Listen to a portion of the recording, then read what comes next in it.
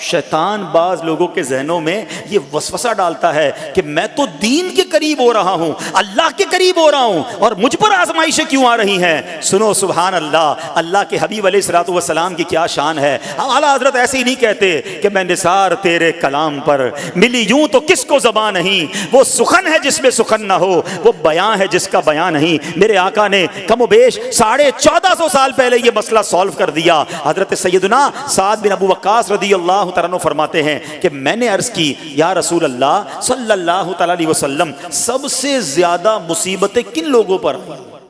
گلی مکا دی نا، پنجابی بچ کہتے ہیں نا، گالی بات ہی ختم کر دی۔ حضور یہ بتائیں سب سے زیادہ مصیبتیں کن لوگوں پر آئیں؟ پیارے آقا نے فرمایا انبیاء پر۔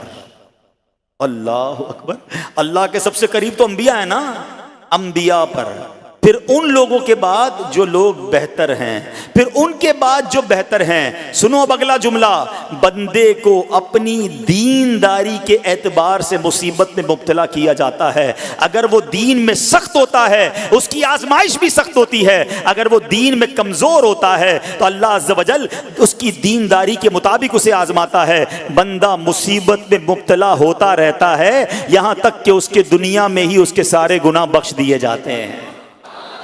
گویا اللہ کی یہ رحمت ہے کہ بندہ بڑا نیک ہو رہا ہے، رب چاہتا ہے کہ اس بندے پر آزمائش بھیجوں، میرا نیک بندہ صبر کرے، اس کے گناہ معاف ہو جائیں اور میرے پاس آئے تو اس کو جنت میں داخل کر دوں۔ اللہ اکبر۔ اے پیارے اسلامی بھائیوں، یاد رکھنا، اب جو میں نے ایک سوال قائم کیا تھا نا کہ یار میں تو دین کے قریب، میں تو اللہ کے قریب ہونے کی کوشش کر رہا ہوں اور ایک کے بعد ایک آزمائش آ رہی ہے، یہ کیا ہے؟ اب ایک اور حدیث سن لو، سبحان اللہ۔ حضرت سیدنا انس رضی اللہ تعالیٰ عنہ سے روایت ہے، سرکار والا تبار، ہم بے کسوں کے مددگار، شفیع روز شمار، دو عالم کے مالک و مختار، صلی اللہ تعالی علیہ وآلہ وسلم نے فرمایا، جب اللہ عز و جل کسی بندے سے محبت فرماتا ہے، سننا ذرا غور سے، اللہ عز و جل جب اپنے کسی بندے سے محبت فرماتا ہے یا اسے اپنا دوست بنانے کا ارادہ فرماتا ہے تو اس پر آزمائشوں کی بارش فرما دیتا ہے۔ اللہ کریم اس پر محبت بھی فرما رہا ہے اور آزمائشیں بھی بھیج رہا ہے۔ دوست پر آزمائشیں کون بھیجتا ہے؟